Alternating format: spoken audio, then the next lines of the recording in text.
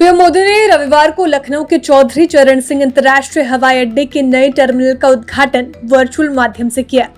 इस मौके पर रक्षा मंत्री राजनाथ सिंह, विमान मंत्री ज्योतिरादित्य सिंधिया और अडानी समूह के मैनेजिंग डायरेक्टर करण अडानी भी लखनऊ में मौजूद रहे।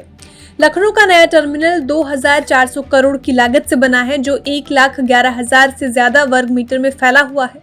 यहाँ से घरेलू और अंतर्राष्ट्रीय दोनों ही तरह की उड़ानों का संचालन किया जाएगा। इस रिपोर्ट में सालाना 1 करोड़ 30 लाख से ज्यादा यात्री सफर करेंगे। नए टर्मिनल में 75 check in counter, 18 check in kiosk और 30 लिफ्ट और 5 एक्सकेलेटर्स हैं।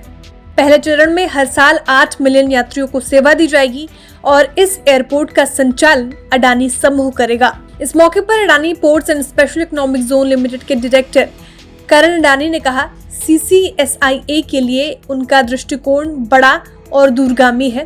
मास्टर प्लान के तहत 2047-48 तक सालाना 38 मिलियन यात्रियों को सेवा दी जाएगी और जिससे हवाई अड्डे की क्षमता का विस्तार करना होगा। सिर्फ बुनियादी ढांचे का निर्माण नहीं, बल्कि रोजगार पैदा करने पर भी फोकस है। और करण अडानी ने कहा कि 13,000 से ज्यादा रोजगार के अवसर पैदा होंगे और उनका योगदान क्षेत्र और राज्य की आर्थिक उन्नति के लिए है। करण अडानी ने आगे कहा कि तकनीक के ज्यादा से ज्यादा इस्तेमाल पर उनका फोकस है और यही वजह है कि वो आधुनिक तकनीक के इस्तेमाल से एविएशन सेक्टर में लीडर के तौर पर आगे बढ़ रहे हैं। उन्होंने तकनीक के इस्तेमाल से डीजी यात्रा और ऑटोमेटेड बैगेज सिस्टम को लागू किया है। तकनीक के इस्तेमाल से न सिर्फ यात्रियों को सहूलियत मिल रही है, बल्कि इससे अत्याधुनिक तकनीक के इस्तेमाल के उनके संकल्प को भी मजबूती मिली है। इसके अलावा प्रधानमंत्री नरेंद्र मोदी ने रविवार को दिल्ली हवाई अड्डे की विस्तारित टर्मिनल 1 का वीडियो कॉन्फ्रेंसिंग के जरिए उद्घाटन किया और उसका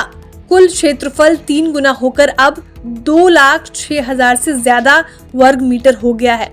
दिल्ली एयरपोर्ट के टर्मिनल 1 के विस्तारित होने के साथ ही अब ये साल में 6 करोड़ लोगों को सेवा देने के लिए तैयार है और इसी के साथ दिल्ली हवाई अड्डे की वार्षिक क्षमता मौजूदा 4 करोड़ यात्रियों से बढ़कर 10 करोड़ हो जाएगी।